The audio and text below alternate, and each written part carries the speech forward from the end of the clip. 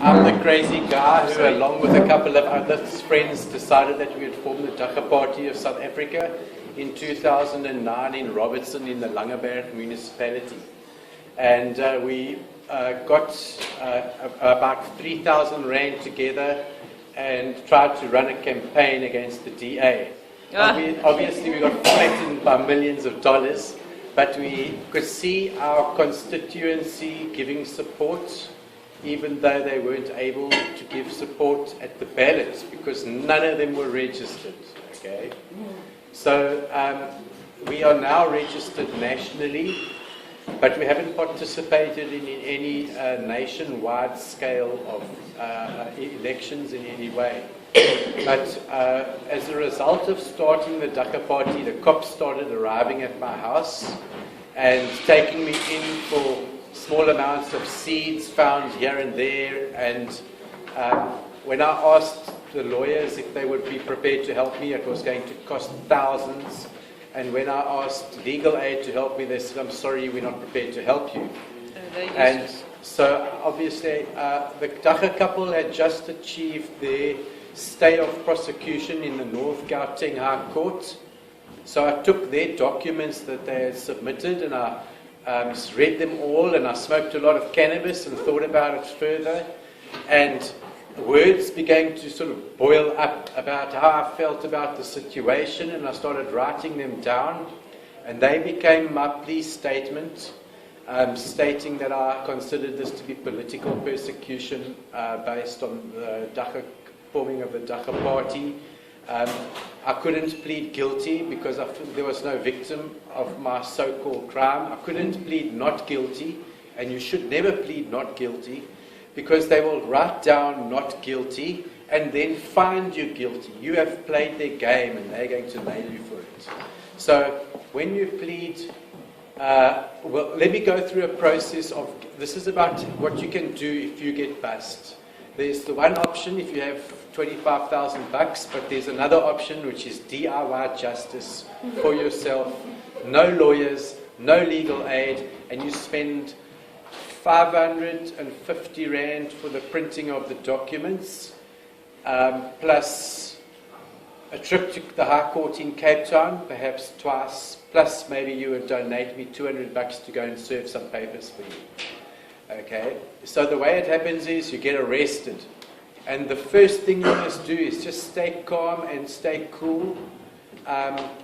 Let them find a little bit of Dagga. Sometimes they're satisfied with that and they don't get the big stash. Okay, so when you see it coming in, then put some out where you're going to go through the process. Don't try and hide it all away in the same place and then they find the whole lot and you've got nothing for the rest of the season. Okay. So, but now the process is the cops take you in, and you're supposed to feel all intimidated and shamed and everything like that. But if you can stay calm and be polite, what you give is what you get. All that they are there to do is apply the law as it stands. So the more you know about the process, the more you can find a pathway through to the other side, which is a postponement and walking out of that court. Normally they would write you up on a form which gives you an option of a small fine, or if you don't pay the fine in a certain time, you must appear in a court. That is called a J534, and you can ask for to be written up on a J534, which gives you the fine, and you walk out with your piece of paper and 3 weeks to pay. Or you can, if it's a large amount, they won't give you the option of the fine. They'll summons you to the court on a SAP 496. Now, that is a summons to a court. There's nothing there that says, no, because you have lots of Dagga on you, you must go and sit in the cells and the holding cells with other criminals, to be taken with the van to the court and be mugged in the holding cells like sometimes happens, and then have to argue and beg for bail. Those police, if you convince them that you've done your work, officer. If you've issued me with a summons to the court. I see it is tomorrow, the 15th of July, so-and-so. I undertake to appear in court. I have duties at home. may I leave, am I free to go?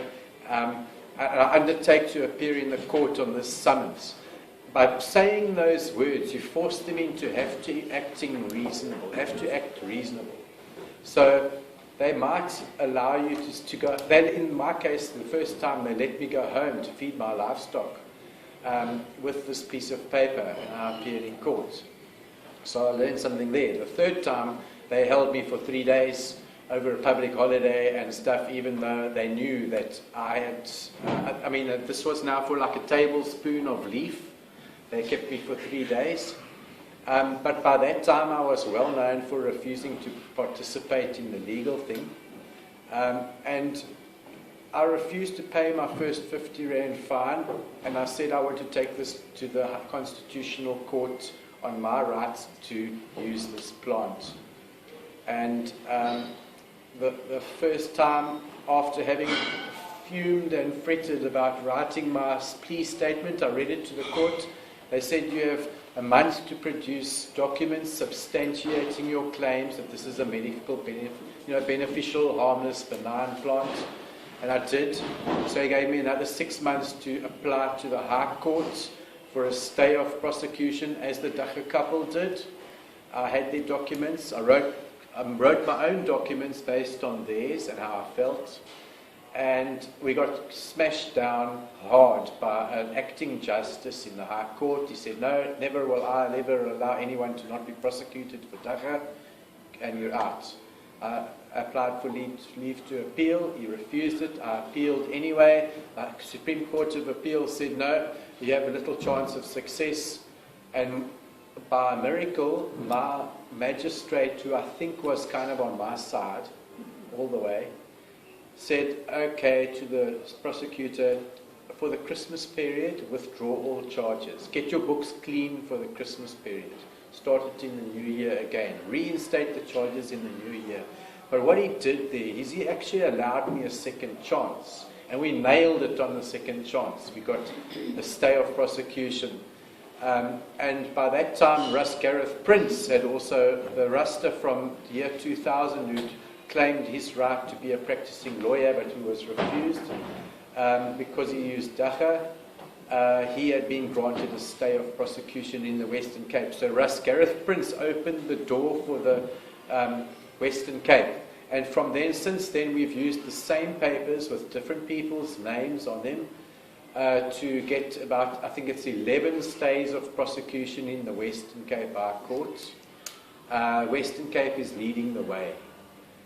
Gauteng, I think, is heading for about 4. KwaZulu-Natal is pending 3. 1 person has been granted in the KwaZulu-Natal. Eastern Cape, using these very same papers again, has about 4 cases pending, but the state attorney has no idea on how to file papers in reply against Dagga. So that's sort of on hold. So you end up, say for example, you're in the holding cell. You obviously have to be very careful of your fellow South Africans in the holding cell. And you get to the court.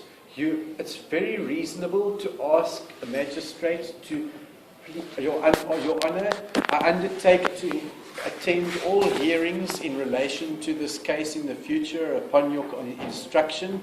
I ask, in view of my financial situation, that you would waive bail. It's a reasonable request. By putting that into the spoken record, he can waive bail. If you don't ask for it, he won't give it. Okay? So you ask for the bail to be waived, and he will give you a date to appear again. And then you say, before I plead, may I consult with legal advice before I enter my plea. Never allow yourself to be pressured into a plea on the first day. That's almost like a kangaroo court then. And you walk out of the court and then you contact me and I send you those papers and you edit your name in where it says your name here in red, you type your name in there, and where it says your cell phone here in red, you type it in. You personalize the papers, read them and get to know what they look like, send them back to me.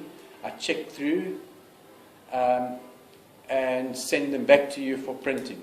You with instructions. Single-sided A4, 10 copies of that, 8 copies of that.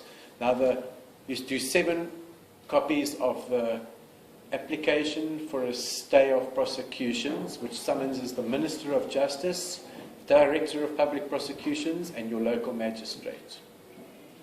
That application allows you, if it's granted, 60 days to summons the state to justify the law.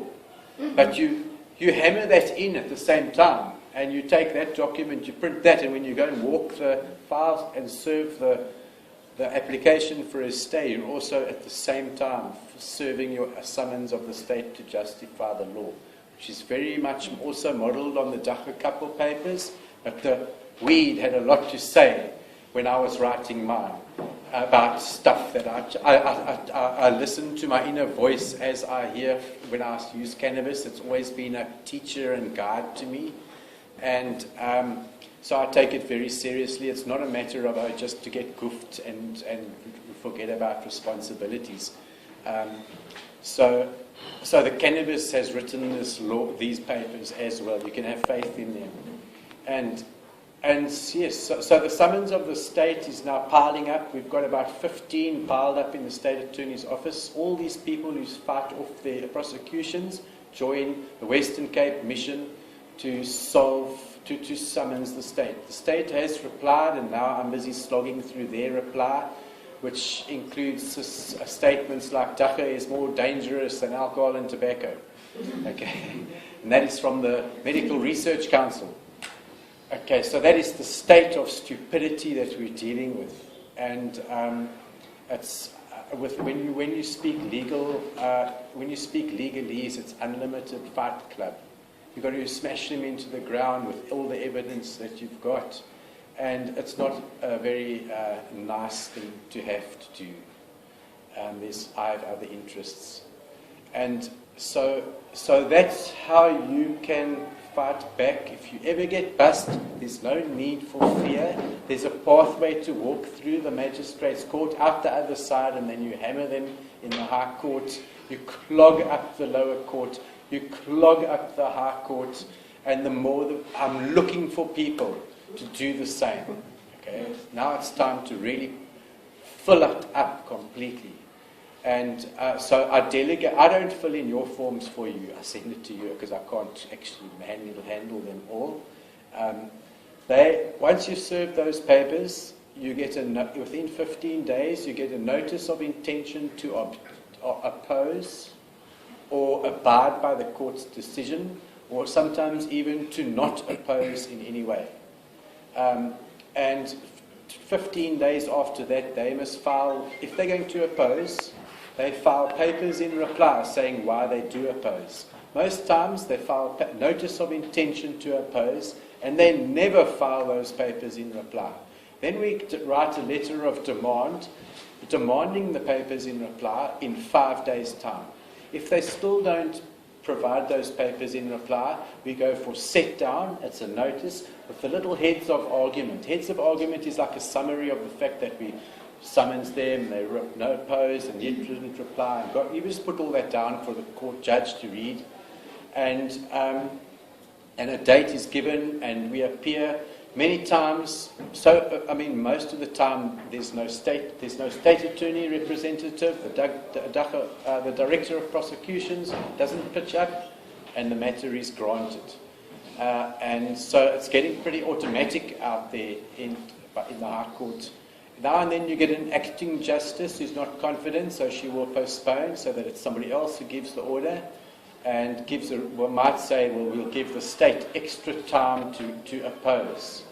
And so they write documents and they serve them on you, and you crush them back, and then you go to find out that, they haven't even filed their documents in the court file, and they didn't even turn up to argue the matter. And so we won the last 3 again as well, recently as well. So this is how you beat the law, and once you know you can do it once, you can do it twice, you can do it 100 times, you might as well start planting. Okay, so that's the legal side of things. The other side of the story is having researched for my personal use. Like when I started out, I was the dagga smoker of the family. And obviously I wasn't taken seriously in any way. And like, where's Jeremy? Oh, he's off smoking dagga. The thing about dagga, it always takes you off to one side to view your life and your world and the system from a slightly different view. And so it became quite a valuable exercise to smoke illegal dagga. It gave me alternative perspectives. I met different people of different walks of life from what I was programmed to relate to. And I saw the that this plant is the common denominator in this country. And there's a culture built around it, whether it's whites, blacks, browns, Muslim, Christian, of all faiths, all classes and levels. Yet all those classes and levels and people, if there's cannabis shared, those appearances all are no longer of an issue. And so I thought there's a potential to build a culture around this and make this a political movement. So the Dagga party came about. That's been great fun. Dagga is wonderful fun because you meet wonderful people. And so then I started researching, like, how is this bad for me? How do I mitigate harms if I'm going to be using this as a power plant? And the more I read, the more I realized it's a drug freak out situation. It's actually just a load of rubbish. It's a smoke screen to keep us away from a resource. Looking deeper into the history of the prohibition, it was the British Crown that's using its ideas of social Darwinism. Oh, we're the British elite. We have a light skin. We own the world. All darker races are inferior to us. They're behind us on the tree of evolution. Those people have our citizens, our lighter skinned subjects are at risk of contamination in criminal behavior by the darker skinned people. This is the gist of social Darwinism, as it was. So therefore, we'll have to ban something to prevent these people from interacting. So they banned the dagga that the darker skinned people were providing to the lighter skinned people in exchange for the lighter skinned people's alcohol. Okay. And they also saw that in the Indian community in Natal that people were more skeptical about being abused and used when they were used cannabis, and they were more likely to be activists against oppression. So that was another reason why they clamped down on it. And then the later government, which became the government that pushed apartheid for Voet and on, they inherited that viewpoint, didn't change the laws, made them more draconian. And the P.W. Botha, B.J. Foster era was really fascist. And I think it was Connie Mulder was for a period a minister of the police, and he created this 1971 Act against drugs, which had massive jail sentences attached, which have slightly calmed down.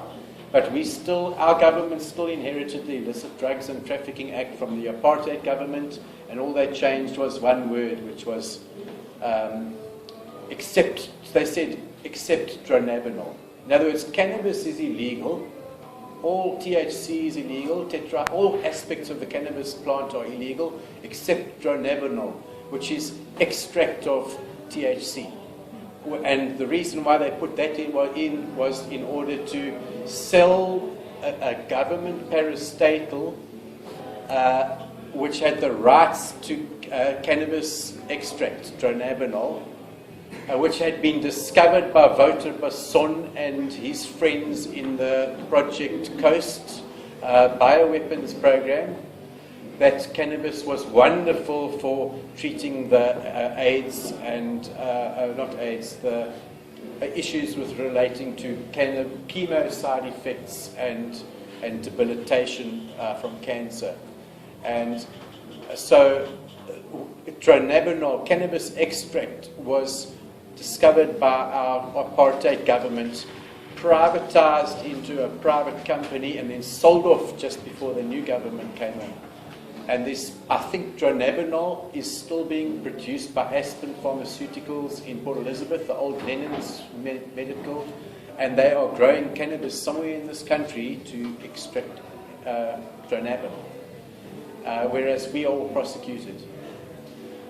Okay, so the next aspect of the prohibition, that's the South African picture of injustice and prohibition. There was an elite sector in America, the oil sector, the synthetic fiber sector, the barons who had appropriated the virgin forests of America and were planning to render them to paper pulp in order to run a newspaper industry. William Randolph Hearst, who owned the logging rights and the newspapers, and who was a blatant racist pig. There was the Rockefeller family.